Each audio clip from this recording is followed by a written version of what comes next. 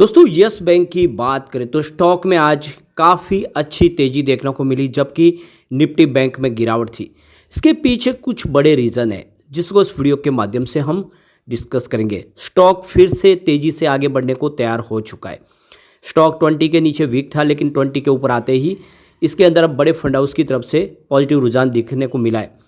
यहाँ पे yes bank ने अपने क्रेडिट कार्ड के रूल्स में कुछ बदलाव किए हैं और यस बैंक की एक नई रिपोर्ट निकल कर आई है दिल्ली को लेकर। क्या है वो रिपोर्ट, उसको भी समझेंगे इस वीडियो के माध्यम से। और म्यूचुअल फंड का क्या रुझान है स्टॉक को लेकर। आखिर जो बड़े फंड हाउस है उन्हीं के हिसाब से स्टॉक की साइज का दारोमदार होता है। छोटे रिटेल निवेशक कभी भी प्राइस को आगे बढ़ा से नहीं सकते हैं। आखिर बड़े फंड हाउस का हाथ होता है तभी स्टॉक आगे की तरफ बढ़ता है। क्या है यस बैंक की आगे की रणनीति, समझने की कोशिश करेंगे इस वीडियो के माध्यम से। लेकिन फ्रेंड्स, उससे पहले अगर आप पहली बार हमारे चैनल पे आए तो चैनल को सब्सक्राइब कर दीजिए, एक बेल आइकॉन दबा दीजिए ताकि जब भी नया वीडियो बने पहला नोटिफिकेशन आपको मिले। वीडियो पसंद आए तो लाइक से जरूर कीजिए।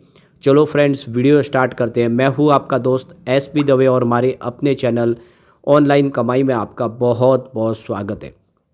तो सबसे पहले निफ्टी बैंक की बात कर ले तो 53,509 के स्तर पे क्लोजिंग थी। 94 पॉइंट की गिरावट देखने को मिली, लगभग 100 पॉइंट के आसपास की गिरावट थी। 0.18% डाउन रहा निफ्टी बैंक। उसके बावजूद भी यस बैंक के स्टॉक ने आज तेजी बताई है, ये काबिल तारीफ है।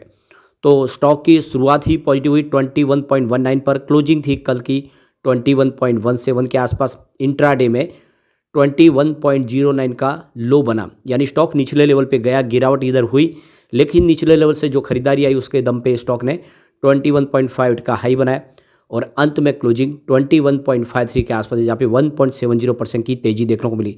काफ़ी दिनों के बाद आज ज़बरदस्त वॉल्यूम बढ़ा है। पिछले एक महीने पहले इसका 10 करोड़ का वॉल्यूम था, 4 करोड़ की डिलीवरी उठाई गई थी। 1 वीक पहले 13 करोड़ का वॉल्यूम हुआ था, सामने 5 करोड़ की डिलीवरी उठाई गई। कल वॉल्यूम घट के 9 करोड़ के आसपास आया था, 3 करोड़ का डिलीवरी बेस काम हुआ, लेकिन आज वॉल्यूम 14 करोड़ के आसपास था। पूरे बाजार में वॉल्यूम के मामले में नंबर 3 पे आया फिर से यस बैंक। काफ़ी दिनों के बाद ज़बरदस्त वॉल्यूम में काम का, यानी बड़े फंड हाउस का रुझान स्टॉक को लेकर पॉजिटिव हुआ है। अब आप ये देख ही सकते हो, स्टॉक वैसे 2 दिसंबर से लगातार पॉजिटिव क्लोजिंग दे रहा था। 2 दिसंबर को स्टॉक 20.09 के आसपास आ गया था। यहाँ पे 29 नवंबर को जरूर 19 के आसपास था, लेकिन 2 दिसंबर को 20 को पार किया। उसके बाद इसमें 3 दिसंबर को ज़बरदस्त तेज़ी बनी, फिर से 3.60% की शानदार तेज़ी बनी।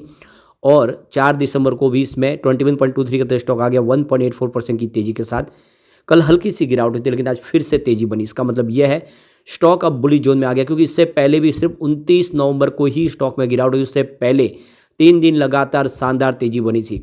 अब स्टॉक ने एक तरह से देखे तो दौड़ना यहाँ से शुरू किया है। अब जो यहाँ पे बड़ी अपडेट निकल के आ रही है, यस बैंक ने अपने जो क्रेडिट कार्ड्स है उनके रूल्स में नया बदलाव कर दिया है। तो यस बैंक ने अब अपना जो क्रेडिट कार्ड की जो लिमिट है, जो रिवार्ड पॉइंट के लिए रिडेम्पशन की, जो फ्लाइट बुकिंग करते हैं या होटल बुकिंग करते हैं उसके लिए लिमिट को 70% कर दिया है। तो यहाँ पे देख सकते हो कि अगर आप उस लिमिट के ऊपर तक अगर आप उसको यूज़ नहीं करते हैं तो फिर आपको उसका कोई बेनिफिट नहीं मिलेगा।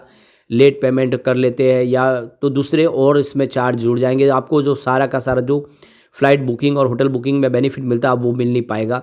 तो इसके लिए 70% की लिमिट कर दी गई है। ये 70% आपको यूज करना ही है। आप एयरपोर्ट लाउंज में उसका इस्तेमाल कर रहे हैं, ज़्यादा से ज़्यादा आप खर्च करेंगे तभी ये सारी बेनिफिट ले पाएंगे, ये क्लियरली बात है। अब जो एक और बड़ी अपडेट निकल के आ रही है, यहाँ पे एक नई रिपोर्ट जारी की गई है। FICCI और यस बैंक ने मिलकर रिपोर्ट जारी की है। दिल्ली इस समय इलेक्ट्रिक व्हीकल में सबसे टॉप पर आ गया है। अब आपको ये पता ही होगा कि दिल्ली में बहुत सारा पोल्यूशन है, यानी लोग हर समय अपनी 4 व्हीलर को नहीं चला सकते। लगातार सरकार की तरफ से उस पर रोक लगाई जाती है, ऑड इवन नंबर के तौर पे गाड़ियाँ चलाई जाती है। इस सब से राहत पाने के लिए लोगों ने अब EV की तरफ रुख कर दिया है। ज़्यादा से ज़्यादा EV व्हीकल शुरू कर दिए गए। तो दिल्ली का जो इस समय EV एडोप्शन है वो 11.5% तक आया है। और ये देख लो कि जो सरकार की पॉलिसी है उसका फ़र्क देखने को मिल रहा है, सरकार की तरफ से बेनिफिट भी मिल रहा है। तो केरला और उत्तर प्रदेश में भी काफ़ी अच्छा ग्रोथ देखने को मिला है, लेकिन दिल्ली ने अपने पॉल्यूशन से बचने के लिए रास्ते निकालने शुरू कर दिए। यानी अब आने वाले समय इलेक्ट्रिक व्हीकल ज़्यादा से ज़्यादा बढ़ते हुए दिखाई देंगे। तो ये रिपोर्ट यस बैंक की तरफ से और FICCI ने मिलकर जारी की है। और इसमें आप देख सकते हो कि ईवी सेगमेंट में 11.5% के व्हीकल रजिस्ट्रेशन देखने को मिला दिल्ली में। दिल्ली के बाद केरला का 11.1% है, आसाम का 10% है, कर्नाटका का अगर देखें तो 9.9% है और उत्तर प्रदेश का 9.2% है। तो ये गौर करने वाली बात है कि दिल्ली के बाद आसाम एक छोटा राज्य होने के बावजूद 10% के आसपास की अच्छी खासी यहाँ पे ग्रोथ देखने को मिली है। तो दिल्ली ने अपनी ईवी पॉलिसी लाई है जिसके तहत लोगों को बेनिफिट दिया जाता है, गवर्नमेंट की तरफ से यहाँ पे इंसेंटिव मिलता है और इस इंसेंटिव्स की वजह से ही अगर आप देखें तो नंबर ऑफ इलेक्ट्रिक व्हीकल बढ़ रहे डायरेक्ट। अब यहाँ पे यस बैंक को लेकर मार्केट एक्सपर्ट प्रकाश गाबा ने अपनी राय रखी है। तो मार्केट एक्सपर्ट प्रकाश गाबा के मुताबिक यस बैंक लिमिटेड के शेयर में फिलहाल सपोर्ट बन रहा है। हालांकि आधार बनने में अक्सर अधिक समय लगता है, लेकिन उसके बाद ऐसे स्टॉक में बहुत बड़ी तेजी की रैली देखने को मिल सकती है। यस बैंक के शेयर पर सलाह देते हुए शेयर बाजार एक्सपर्ट प्रकाश गाबा ने शेयर बाजार निफ्टी पर yes bank share F&O segment में लौट आए। ये 2020 के बाद पहली बार हुआ है। 2020 के पहले ये ऑलरेडी F&O में था, लेकिन उसको बाद में प्रॉब्लम हुई, इसको बाहर निकाल दिया गया, लेकिन अब फिर से F&O में शामिल कर लिया गया है। और भी बैंक अब मुनाफा भी कमा रहा है, लगातार प्रॉफिट में भी है। इसलिए निवेशकों को लॉन्ग टर्म के लिए नज़रिए से इस शेयर को सकारात्मक सोच के साथ बनाए रखना चाहिए, इसमें खरीदारी के बारे में सोचना चाहिए। प्रकाश गाबा ने आगे कहा है कि यस बैंक के शेयर चार्ट से पता चलता है कि फिलहाल कंसोलिडेशन चल रहा है, कभी कभी स्टॉक को आधार बनने में लंबा समय लग जाता है। अब एक बार हम इसके रिजल्ट को देखते हैं, रिजल्ट में क्या इस बार कमजोरी है और क्या इसने बेहतर किया। तो सबसे पहले अगर हम बात करें टोटल इनकम की, इस बार 9,225.45 करोड़ की इनकम बताई है, जबकि जून क्वार्टर में ये 8,996.27 करोड़ के आसपास थी, यानी टोटल इनकम में बहुत अच्छी वृद्धि हुई है। टीआई ग्रोथ की बात कर ले तो 2.55% टीआई ग्रोथ है इस बार सितंबर में, जो जून क्वार्टर में 1.14% डाउन था, यानी टीआई ग्रोथ ने इस बार उछाल मारा है। यहाँ पे प्रोविजन और काउंटिंग देखें तो यहाँ पे 297.29 करोड़ के आसपास का इसका प्रोविजन, जो पिछली बार 211.68 करोड़ के आसपास था।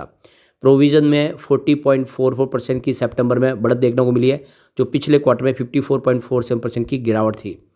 पीएटी यानी प्रॉफिट आफ्टर टैक्स की बात कर ले तो 566.59 करोड़ का इस बार टोटल प्रॉफिट आफ्टर टैक्स बताए, जो पिछले क्वार्टर में 516 करोड़ के आसपास था, यानी प्रॉफिट आफ्टर टैक्स में भी शानदार वृद्धि हुई है। पीएटी ग्रोथ अगर देखें तो 9.80% के आसपास थी इस बार, जो पिछली बार 10.42% थी। पीएटी ग्रोथ में हल्की सी कमी रह गई है। ग्रॉस एनपीए इस बार 1.60 रहा है परसेंटेज, जो पिछले क्वार्टर में 1.70% था, यानी ग्रॉस एनपीए इस बार कम हुआ है। लगातार एनपीए कम हो रहा है यस बैंक का, ये सबसे बड़ी यस बैंक की जीत है। नेट एनपीए 0.50% के आसपास है, जो अनचेंज है, पिछले क्वार्टर में भी वही था। नेट प्रॉफिट मार्जिन 6.14% रहा है, जो पिछले क्वार्टर में 5.74% था।